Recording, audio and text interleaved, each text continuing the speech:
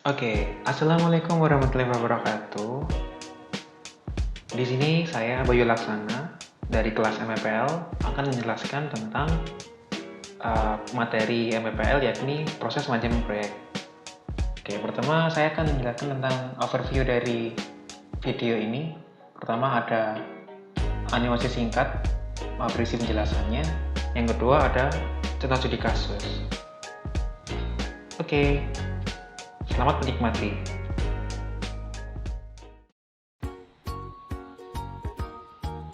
Proses manajemen proyek. Tahapan dalam proses manajemen proyek terdiri dari initiation, planning, execution, monitoring dan controlling, dan yang terakhir adalah closing.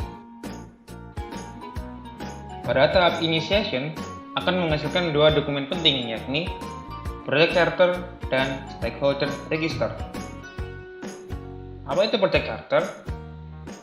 Project Charter adalah dokumen yang berisi tentang latar belakang, target pencapaian, deskripsi produk, kendala, dan anggaran dan durasi proyek. Sedangkan stakeholder adalah proses untuk penyusunan daftar-daftar pemangku kepentingan yang terlibat dalam satu proyek. Hal ini penting untuk proses perencanaan. Setelah tahap initiation, tahap kedua adalah tahap planning.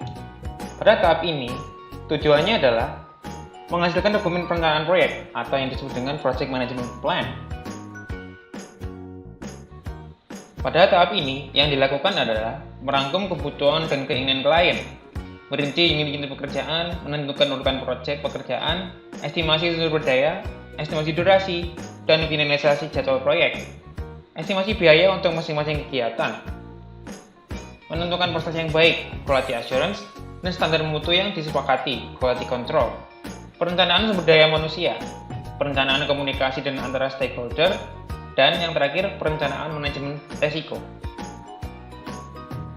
Tahapan ketiga adalah tahapan execution. Pada tahap ini, proses utamanya yang dilakukan adalah mengarahkan dan mengelola pelaksanaan proyek ke arah penyelesaian, serta bekerja sesuai dengan dokumen perencanaan.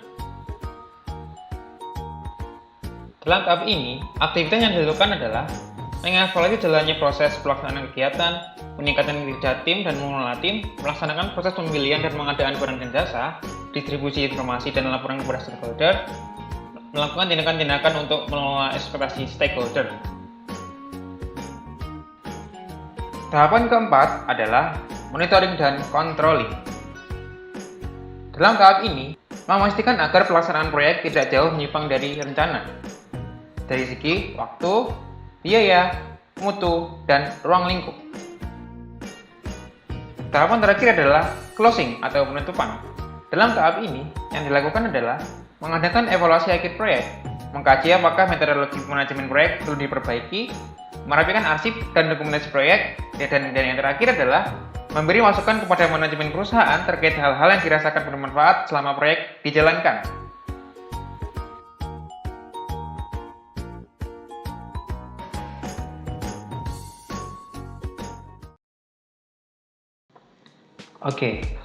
Setelah kita melihat contoh animasi video singkat mengenai proses manajemen proyek, sekarang kita akan membahas tentang contoh studi kasus dari proses manajemen proyek, yang ini Project Charter. Jadi ini adalah pemaparan singkat tentang contoh studi kasusnya. Untuk sistemnya sendiri yang digunakan di sini adalah sistem informasi perpustakaan atau SIPRPUS yang diambil dari link yang ada di sini. Tujuannya di sini adalah, jadi HR3 Corporation ini adalah nama perusahaan. Di sini adalah untuk membangun sistem informasi yang dapat mengelola data perpustakaan dan itu status peminjamannya dengan handal dan akurat, dengan tujuan untuk memudahkan para siswa dalam peminjaman buku di SMA Negeri A, misalkan SMA Negeri A namanya. Jadi setelah tujuan, kita akan membahas tentang latar belakang. Jadi di SMA Negeri A ini perpustakaannya itu belum didukung oleh sistem informasi yang memadai. Jadi membuat pencarian siswa dalam peminjaman buku itu berambat. Nah, selain masalah pencarian tadi, tidak ada sistem pengolahan data yang baik, sehingga menyebabkan pihak menjaga perpustakaannya itu kesulitan dalam memantau pengadaan buku, pengendalian buku, dan monitoring siswa dalam peminjaman buku. Nah, ini digunakan sebagai tolak ukur keaktifan siswa dalam proses belajar mengajar. Jadi itu adalah latar belakang dari si perpus ini. Kemudian produk akhir proyeknya yang ingin dicapai adalah, jadi nanti akan ada sistem yang dapat melakukan H1, proses pengisian data peminjaman buku pada si perpus. Itu dapat dilakukan menggunakan keyboard, diketik, atau menggunakan QR code scanner, ataupun menggunakan fingerprint scanner. Yang kedua adalah penyajian laporan data peminjaman yang detail, yang nantinya dapat memudahkan siswa dalam memeriksa data peminjamannya. Kemudian yang ketiga, data siswa ini akan digunakan sebagai data tentang keaktifan siswanya. Jadi kita bisa memanfaatkan data dari situ untuk memantau keaktifan siswa di perpustakaan. Kemudian data yang dimasukkan di database, yang disimpan di database itu cepat sehingga dapat diakses kapanpun untuk keperluan berbagai keperluan. Yang kelima, pemeriksaan data peminjaman, pencarian data peminjaman, dan pembuatan laporannya itu harus mudah dan cepat. Jadi dapat dilakukan berdasarkan nama atau NIS siswa pada suatu periode waktu tertentu. Jadi itu adalah produk dari si perpus yang diharapkan. Oke. Untuk ruang lingkup sendiri, pertama ada spesifikasi aplikasinya. Jadi aplikasi ini tuh digunakan untuk mendukung proses akademis, dengan tujuannya adalah siswa lebih mudah mendapatkan informasi mengenai daftar buku yang terdapat pada perpustakaan. Jelas ya. Kemudian membuat sistem berbasis web yang diakses di mana saja. Oke, karena sistem ini berbasis web, terus siswa dapat menggunakan informasi buku yang terbaru, update. Kemudian menyelaraskan sistem dengan perkembangan zaman. Yang kedua, desain sistemnya. Jadi nanti si perpus ini diharapkan menggunakan teknologi client server dan menggunakan sistem database terpusat. Cakupannya bahwa sistem ini hanya dapat diakses oleh seluruh civitas akademika di lingkungan SMA Negeri A. Kemudian sistem berfungsi untuk mengakses daftar buku yang tersedia dalam perpustakaan. Itu untuk ruang lingkup dari si perpus ini. Kemudian tentunya adalah metode, tahapan, dan kebutuhan. Metode yang digunakan dalam pengembangan si perpus ini adalah pertama, wawancara rincian dengan kebutuhan sistem, jelas ya. Kemudian analisis dengan hasil software requirement specification. Terus perancangan dengan hasil blueprint, kode program, testing dengan hasil uji, kemudian instalasi dengan software, dan yang terakhir adalah penutupan. Ya ini berupa dokumentasi penggunaan. Yang selanjutnya adalah kebutuhan dari si perpus ini, jelas ada server sebagai penyimpan data, kemudian ada tool untuk jaringan seperti router, kabel, dan sebagainya. Kemudian ada komputer untuk pengembangan webnya sendiri. Itu untuk metode, tahapan, dan kebutuhan. Oke, ini selanjutnya adalah manajemen proyeknya.